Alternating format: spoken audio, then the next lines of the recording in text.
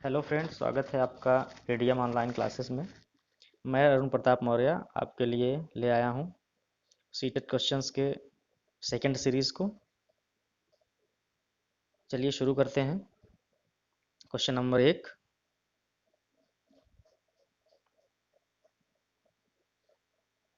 Question number 1 है कि how will you cater to the needs of visually challenged student of your classroom in all inclusive school. In an inclusive school, आप एक समावेशी कक्षा में कैसे कैटर करेंगे चीज़ को। समावेशी स्कूल मतलब आप जानते हैं कि इंक्लूसिव एजुकेशन, इंक्लूसिव स्कूल जहाँ पर हर टाइप के, हर प्रकार के बच्चे को, मतलब चाहे वो तीव्र बालक हो, चाहे वह बहुत ही मंदबुद्धि बालक हो, चाहे वह डिसेबल्ड, स्पेशली एबल्ड, आजकल तो दिव्यांग बोलते हैं, मतलब स्पेशल एबल्ड चाइल्ड हो, डिसेबल्ड नहीं बोलते हैं, ऐसे स्पेशली टैलेंटेड या स्पेशली एबल्ड लोगों के लिए हम क्या करेंगे। उनके लिए चार विकल्प हैं हमारे पास।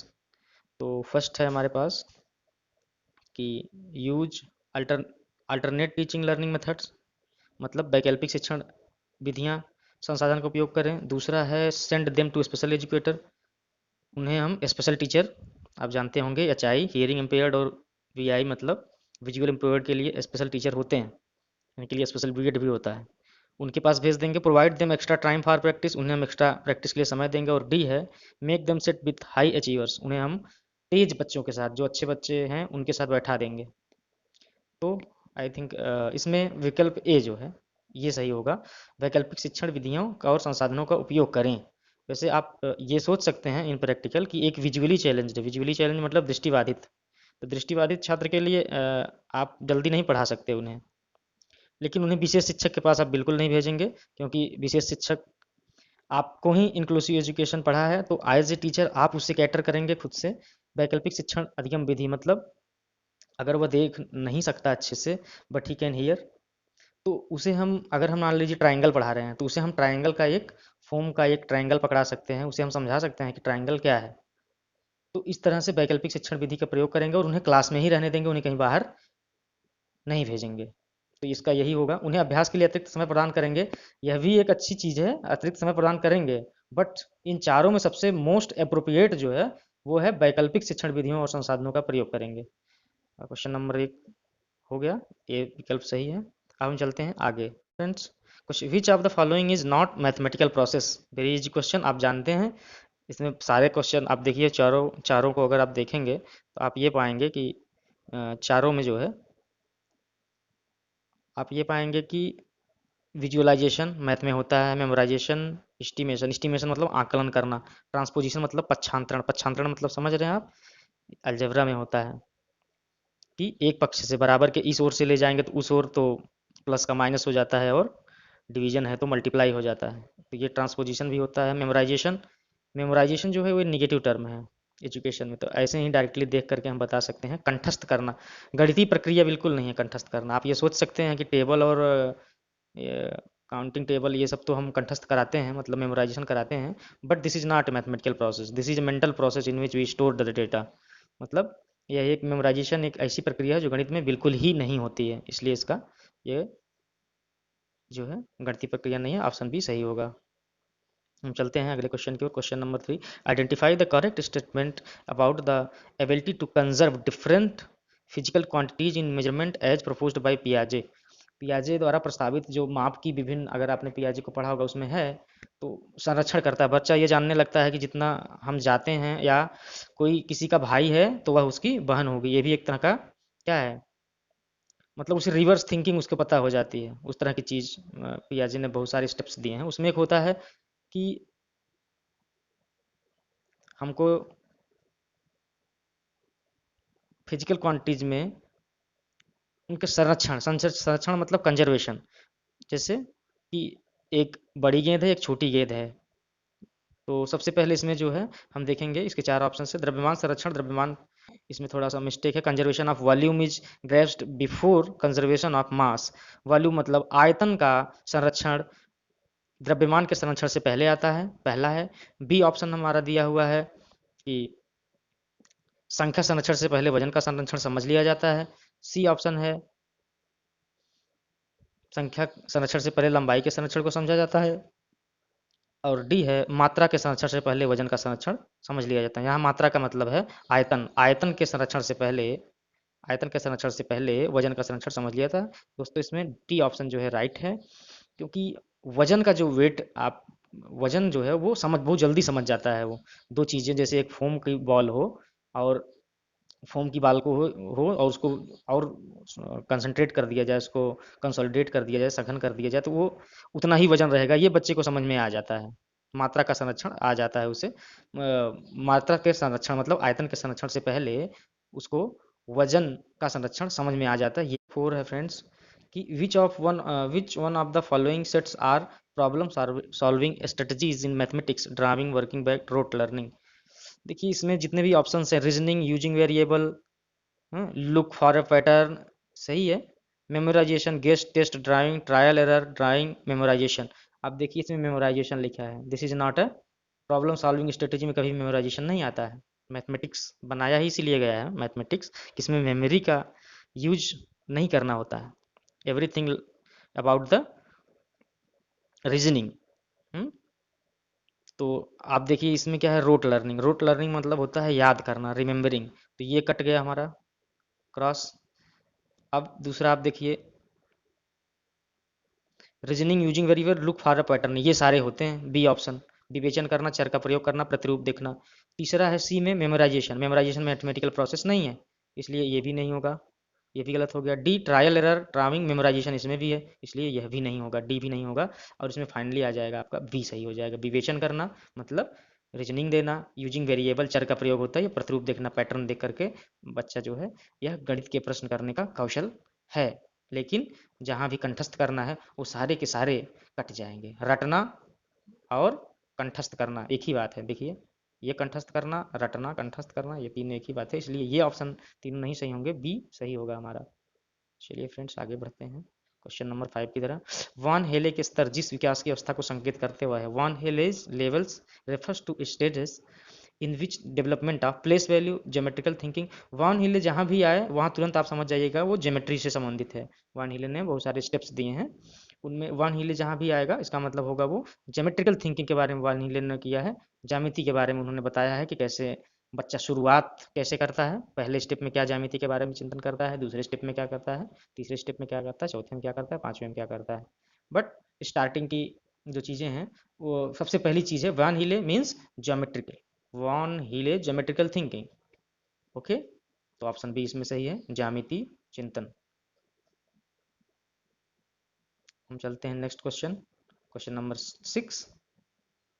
क्वेश्चन नंबर 6 जो है वो है as per recommendation of NCF 2005 primary school mathematics curriculum should. पहला है focus on procedural knowledge, provide regular in rigour in mathematics concepts, C prepare children for advance mathematics, D relate to children's everyday experience. आप options की हिंदी भी देख सकते हैं, focus on procedural knowledge, प्रक्रियात्मक ज्ञान पर ध्यान केंद्रित करना चाहिए।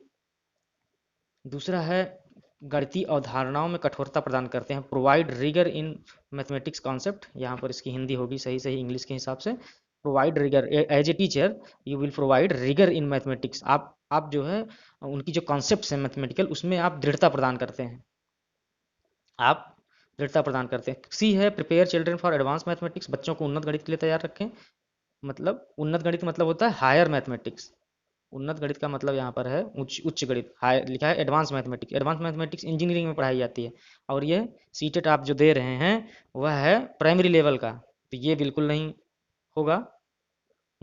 बच्चों को रोजमर्रा के अनुभवों से संबंधित है, रोजमर्रा के अनुभवों से संबंधित एनसीएफ जो है वो सबसे ज़्यादा यही बोलता है, हर सब्जेक्ट में जितने भी चीज़ें हैं उनमें हम ऐसे एग्जाम्पल्स देंगे मैथ में जो रोजमर्रा डेली लाइफ से जुड़े हुए हों, ना कि प्रोसीजरल और ये सब। एनसीएफ प्राइमरी स्कूल गणित लिखा है, समझ रहे हैं बात को, प्राइमरी स्कूल है तो उसमें कहीं भी उन्नत गणित के लिए तैयार करें, ऐसा गणितीय अवधारणाओं में कठोरता मतलब प्रोवाइड रिगर मैथमेटिक्स कॉन्सेप्ट। बच्चे को कॉन्सेप्ट आप सिखा रहे हैं तो उसमें कोई बहुत हार्ड रूल मत अप्लाई करिए, मतलब कोई भी कॉन्सेप्ट आप सिखा रहे हैं तो फिर ज़बरदस्ती आप चाहे जैसे उसे सिखा दें।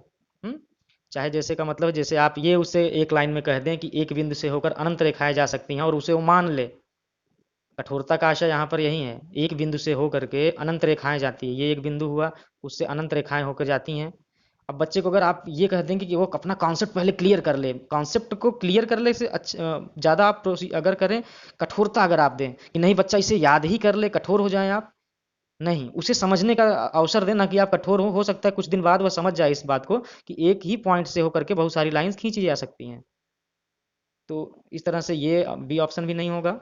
प्रक्रियात्मक ज्ञान पर प्रोसीजर फॉलो नहीं करता है, यह हायर मैथमेटिक्स में होता है, जब आप बड़े हो जाते हैं उस समय आप प्रोसीजर को रट लेते हैं, पहले हम ये करेंगे फिर ये करेंगे फिर ये करेंगे। बल्कि जो छोटा मोटा बच्चा होता है उसे छोटी मोटी मैथ सिखानी है हमको प्राइमरी लेवल पे, जैसे कि यहाँ पे लिखा हुआ है प्राइमरी स्कूल गणित। तो प्राइमरी स्कूल में सबसे ज़्यादा फोकस है बच्चों के रोजमर्रा के जीवन से, उसे नहीं बोलते बचपन में कि एक पेंसिल थी, तीन पेंसिल थी, तुमने दो पेंसिल ले ली तो कितने बच्चे, इस तरह से अगर आप प्राइमरी के बच्चों को मैथ सिखाएंगे तो वो ज़्यादा अच्छे से सीखेगा। इसलिए इसे देखते हुए हमेशा यह ध्यान में रखिएगा, जिस जिस लेवल का आप सीटेट सॉल्व कर रहे हैं उसी लेवल के हिसाब से आप सोच के आंसर दें।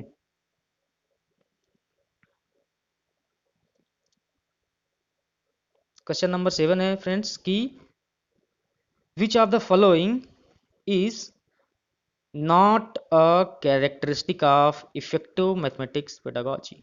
निम्नलिखित में से कौन प्रभावी गणित शिक्षा शास्त्र की विशेषता नहीं है? Following strict rules when introducing a new concept, focusing patterns of student errors, making connection with everyday experience, अभी पिछले क्वेश्चन जैसा ही है ये, using various teaching learning strategy for a single concept. चलिए देखिए, अगर पहला देखें तो एक नई अवधारणा, अवधारणा मतलब कॉन्सेप्ट, कॉन्सेप्ट को पेश करते समय सख्त नियमों का पालन, आपको अभी इसके जस्ट पहले क्वेश्चन बताया था कि आपको हार्ड नहीं होना है बच्चे के सामने, सख्त नियमों का पालन करना, कि उसे कुछ ना कुछ सॉलिड एकदम बता देना कि आज हम ये पढ़ ही लेंगे, सख्त नियम का पालन, या लेसन प्लान से संबंधित हो, लेसन प्लान में भी टाइम का वो होता है कि आप आज इसी यह निश्चित चीज पढ़ा ही देंगे। बच्चा है छोटा, वह काफ़ी टाइम ले सकता है, आपकी अवधारणा में सख्त नियम बिल्कुल नहीं होगा, ऐसे फ्लेक्सिबिलिटी होनी चाहिए। आप एनसीईआरटी के किसी भी पहली फर्स्ट चैप्टर में देखेंगे, फर्स्ट चैप्टर के पहले देखेंगे, उसमें लिखा है कि देयर मस्ट बी फ्लेक्सिबिलिटी, किसी भी बुक के पहले पेज पे आप देख सकते हैं, फ्लेक्सिबल होना चाहिए।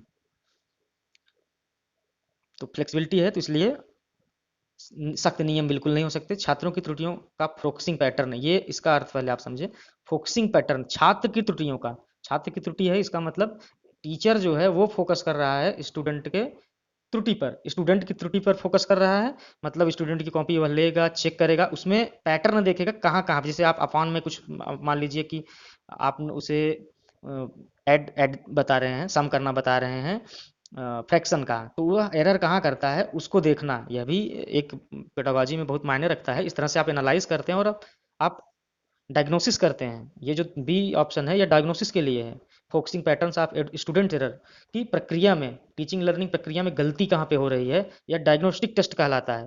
तो ये डायग्नोस्टिक में जाएगा, डायग्नोसिस बिल्कुल होती है, हर सब्जेक्ट में होती है, स्टूडेंट के एरर को हम देखते हैं और उसके हिसाब से रेमेडिकल टीचिंग करते हैं डायग्नोसिस के बाद। तो सी है making connection with everyday experience, यही सही होगा, आपको पहले बताया। Using various teaching learning strategies for, यह भी सही है, यह भी सही है। एक ही चीज़ है ए जो सबसे अलग है और विशेषता नहीं है, यहाँ क्या है, विशेषता नहीं है की बात हो रही है, विशेषता नहीं है, इसलिए जो सबसे गलत है वो ए है, और इसलिए सबसे गलत बात है, मतलब ये आप मैथ में नहीं कर सकते, इसलिए इस क्वेश्चन का ए सही होगा ऑप्शन। अब आते हैं हम नेक्स्ट क्वेश्चन पे, question number 8, which of the following letters have both horizontal and vertical lines of symmetry. Lines of symmetry पर हमने अपने फर्स्ट वीडियो में चर्चा कर दिया है, बट आपको फिर से बता दे रहे हैं। दो horizontal line and vertical line मैंने आपको बताया था, सिमेट्री, सिमेट्री के बारे में बताया था कि आदमी जो होता है, मनुष्य, मनुष्य का अगर ये फेस है ये, तो ये एक हॉरिजॉन्टल लाइन के सिमेट्रिक होता है, आधा इस पार्ट में आधा इस पार्ट में, समझ गए सिमेट्री का मतलब। दोनों हाथ जो होते हैं, अगर दोनों हाथों का हम निशान ले लें दोनों पंजों का एक कागज पे, वो भी हॉरिजॉन्टली जो है समरूप होता है, मतलब कि सिमेट्रिक होता है। कह रहा है कि दोनों रेखाएं हैं, और ये देखिए सी बिल्कुल नहीं होगा, सी में जो सिमेट्री होगी, सी में जो सिमेट्री होगी वो हॉरिजॉन्टल होगी, वाई में वर्टिकल होगी, सॉरी वाई मतलब सीधा सीधा वाई होगा, ए में वर्टिकल होगा, सिमेट्रिक, और केवल एक बचता है एक्स, जिसमें दो लाइन ऑफ सिमेट्री होंगी, एक होगी ऐसे मतलब वर्टिकल, दूसरी होगी हॉरिजॉन्टल। तो सही आंसर हमारा होगा ए। अब आते हैं हम क्वेश्चन नंबर 9 पर। The assessment of what children learn in mathematics in primary classroom should not focus on. Means इसकी हिंदी है, प्राथमिक कक्षाओं में बच्चे गणित में क्या सीखते हैं इसका आकलन इस पर नहीं होना चाहिए। देखिए, पहला है डेवलपमेंट ऑफ मैथमेटिकल लैंग्वेज, गणितीय भाषा का विकास। दूसरा है B, preciseness in answering mathematics problem, मतलब गणित की समस्याओं के उत्तर में पूर्वता नहीं पूर्णता, मतलब कि वह एकदम प्रिसाइज, एकदम एक्यूरेट चीज बताए। ऐसा होता है क्या? बच्चा कहाँ है? प्राथमिक कक्षा में है, बैंक का एग्जाम है नहीं कि गणित की प्रॉब्लम में एकदम पूर्ण हो, परफेक्ट हो, प्रिसाइजनेस हो उसकी कैलकुलेशन में। तर्क कौशल का विकास ये। और डी है अंडरस्टैंडिंग ऑफ मैथमेटिकल कॉन्सेप्ट। कह रहा है असेसमेंट, तो क्या क्या नहीं है, तो देखिए आप ध्यान से देखिए, मैथमेटिक्स पढ़ाते समय गणितीय अवधारणाओं को समझना बिल्कुल सही होगा, तर्क कौशल का विकास भी सही है, गणितीय एक ये जो है ए ऑप्शन गणितीय भाषा का विकास, तो ये प्राइमरी में होता है। गणितीय भाषा बच्चे जो है किसी प्रॉब्लम को देख करके उसे मैथमेटिक्स में गणितीय लैंग्वेज का विकास कर लेते हैं। लेकिन जो ये है ना उत्तर में पूर्णता, प्राइमरी के बच्चे में आंसर के प्रिसाइजनेस पे नहीं फोकस करना चाहिए। मतलब कि आंसर अगर सही आया तो उसे हम 5 नंबर देंगे, और अगर आंसर गलत आया तो उसे हम 0 देंगे, बल्कि इनके बीच में भी आप मार्क्स दे सकते हैं उसके स्टेप बाय स्टेप पर। इसलिए आंसर आप फाइनल नहीं देखेंगे। मैंने आपको बताया कि बैंकिंग का एग्जाम नहीं जहाँ पे आप ऑप्शन देख करके बता देंगे कि बच्चा हम योग्य है यार। ये प्राइमरी का बच्चा अगर इसका एक भी स्टेप सही है, मतलब उसे में गणितीय भाषा का विकास हो गया है, या गणितीय अवधारणाओं को ही वो समझ गया है, 2-4 स्टेप अच्छा कर लिया है और तर्क अच्छा दे पाया है, बट लास्ट में उसके उत्तर में पूर्णता नहीं है, तो उसे आप आकलन में ये प्राइमरी लेवल पे आप शामिल नहीं करेंगे। अब चलते हैं लास्ट क्वेश्चन। लास्ट क्वेश्चन है, a child subtracted 2 numbers as shown below. इसका हिंदी हमारे पास उपलब्ध तो नहीं है, बट हम बताते हैं आपको। A child subtracted 2 numbers as shown below, एक बच्चा जो है 2 नंबर्स को निम्नलिखित तरीके से घटाता है। Which one of the following statement gives idea about the child's learning of subtraction. अब देखिए, एक बच्चा है जो इसको इस तरीके से घटा दिया है। उसने क्या किया है? 7 उल्टा कर दिया है यहाँ पे, इस स्टेप में सही किया है, 8 - 2 = 4 सही किया, 6 कर दिया है, ये सही है। बट इसमें क्या किया उसने? उल्टा कर दिया है। अब ये देख करके आपको अंदाजा लगाना है एज ए टीचर। तो क्या है? Child does not know how to subtract. ठीक। दूसरा है चाइल्ड नोज, बच्चा ए का हिंदी होगा the child does not know how to subtract, इसका मतलब बच्चा नहीं जानता है घटाना कैसे किया जाता है।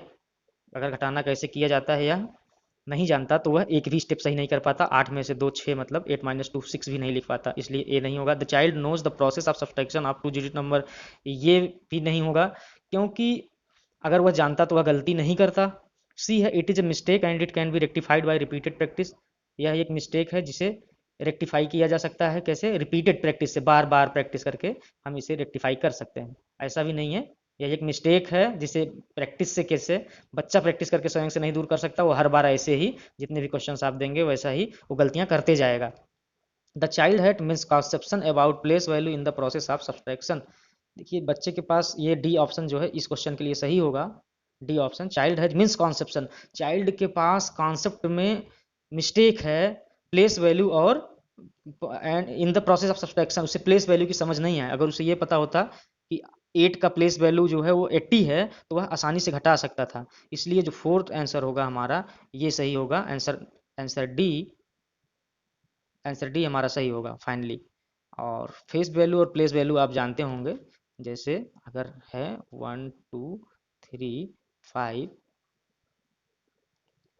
2, तो अगर इस 3 की हम बात करें तो इसकी फेस वैल्यू सेम वही है। फेस वैल्यू क्या है? फेस वैल्यू है 3। और अगर प्लेस वैल्यू की बात करें तो यह कितना मूल्य रखता है? प्लेस वैल्यू पीवी होगा, ये होगा 300, इकाई दहाई सैकड़ा, ये आप जानते हैं। तो फेस वैल्यू, उसे फेस वैल्यू और मिसकॉन्सेप्ट है उसके उसके दिमाग में कि जो यह 30 है वो 3 का 3 ही समझ रहा है, जबकि यह 300 है प्लेस वैल्यू के हिसाब से, इसलिए उसको जो है ये फोर्थ ऑप्शन आपका ये सही होगा। The child had misconceptions about place value in process of subtraction. Thank you friends. आप आ, जो भी क्वेरीज हों आप पूछ सकते हैं कमेंट सेक्शन में। Thank you.